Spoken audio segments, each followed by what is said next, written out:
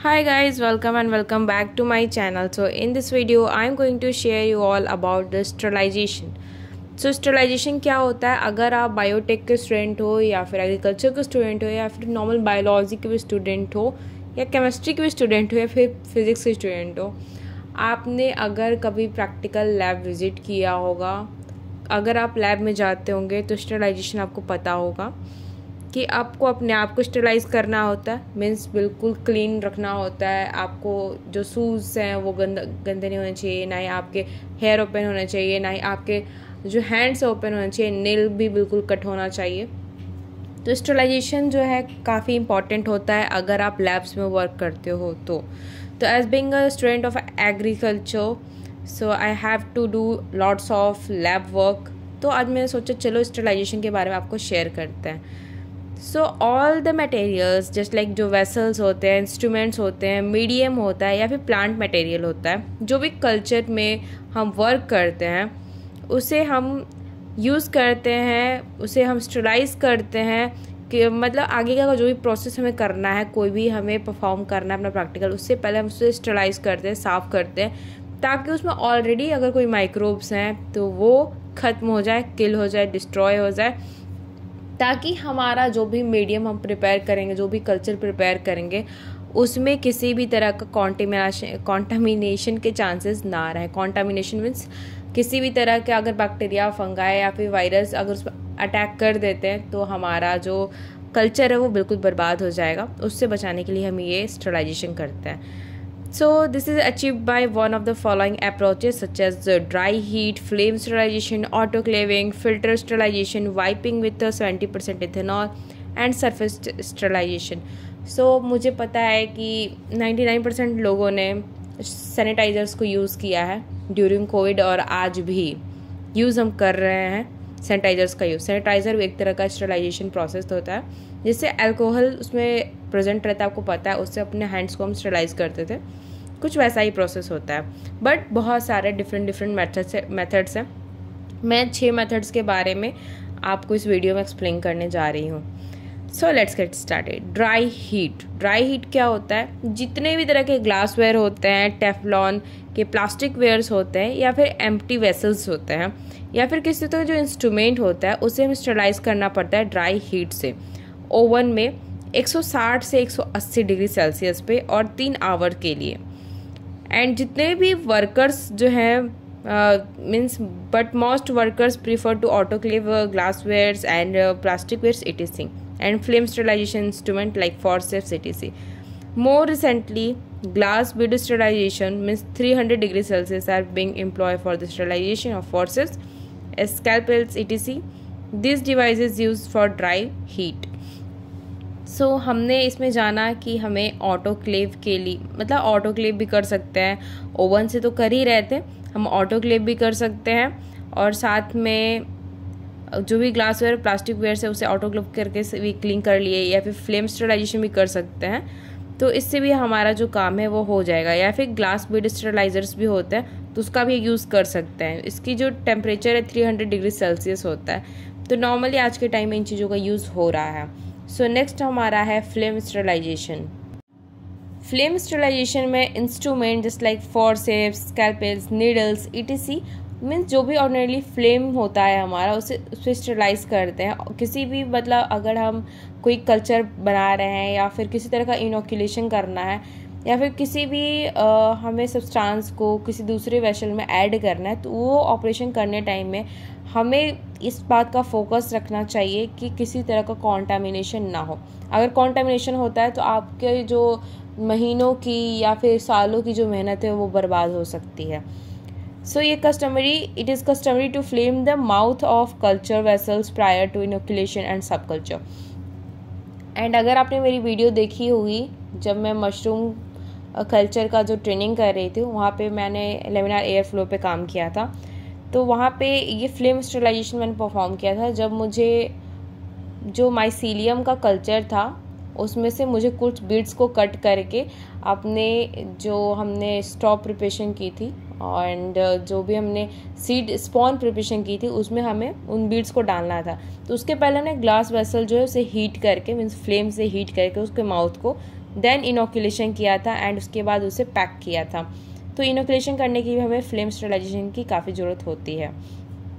Autoclaving की बात करेंगे तो ऑटोक्लेव तो आप सबने देखा होगा, अगर आप कॉलेज जाते हो तो आपको डेफिनेटली लैब में मिल जाएगा।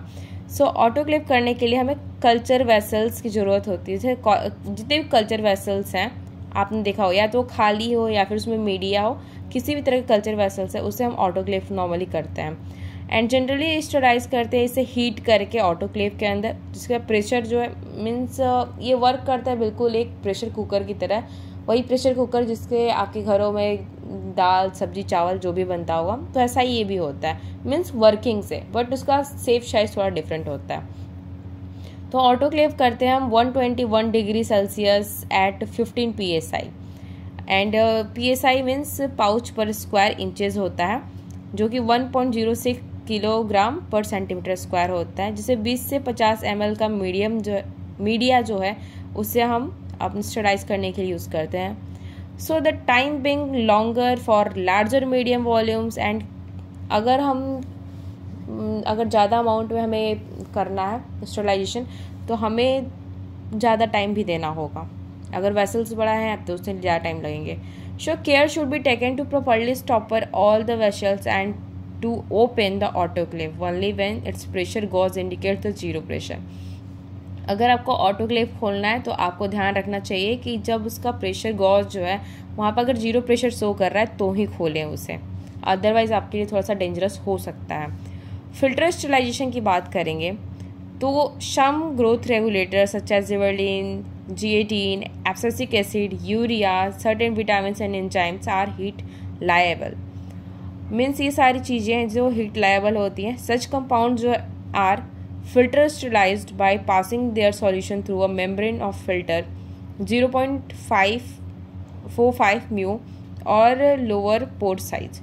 Sterilized filter by the autoclaving. Filter जो होता है उससे भी हम इन सारी चीज़ों को फिल्टर करते हैं, जो भी ग्रोथ रेगुलेटर होता है उसे फिल्टर करते हैं, स्टरलाइज करते हैं। एंड फिल्टर जो होता है उससे स्टरलाइज किया जाता है ऑटोक्लेव के थ्रू। किसी भी फिल्टर का यूज़ कर रहे फिल्टर स्टरलाइजेशन करने के पहले हमें उसे ऑटोक्लेव करना पड़ता है। Filter sterilized heat labile compounds are added to autoclave and cooled media. In case of agar medium, they are added when the medium has cooled to about 40 degrees Celsius and is still liquefied. तो हम add कब करते हैं medium को, जब वो cool हो जाता है और 40 डिग्री सेल्सियस को नॉर्मल टेम्परेचर होगा, लेकिन उस 40 डिग्री सेल्सियस पे वो लिक्विफाइड होना चाहिए तभी। सो लेमिनार फ्लो कैबिनेट्स, इसे भी यूज़ करते हैं हम ताकि एसेप्टिक जो कंडीशन है, एसेप्टिक वर्किंग स्पेस को हम बना सकें। तो अगर आपने लेमिनार एयर फ्लो देखा होगा, नहीं देखा है तो मेरी वीडियो में आपको मिल जाएगा, आप सर्च कर लेना, नीचे देख लेना, स्क्रॉल करके थोड़ा सा आराम से मिल जाएगा। मैंने 1 मंथ पहले ही डाला था वो वीडियो। सो स्पेस में blowing filter sterilize air flow and enclose space. The air is first filter through a coarse pre filter to remove the large particles. सबसे पहले एयर फिल्टर से एयर फ्लो होता है जिससे कि जो भी एक्स्ट्रा लार्ज पार्टिकल्स है वो उस एयर से दूर चला जाए। मीन्स वहाँ पे ब्लोअर होता है, वो ब्लोअर काम करता है एंड वो हीपा से पास होता है। HEPA means high efficiency particulate air होता है। एक क्वेश्चन भी बहुत ज़्यादा मीन्स आप MCQs में देखोगे आ जाता है हीपा क्या होता है एंड लेमिनार एयर फ्लो में क्या होता है। तो हीपा ऐसे आप बोल सकते हो किसके थ्रू यूज़ करते हैं जिससे कि एयर पास होता है, तो हीपा होता है high efficiency particulate air filter.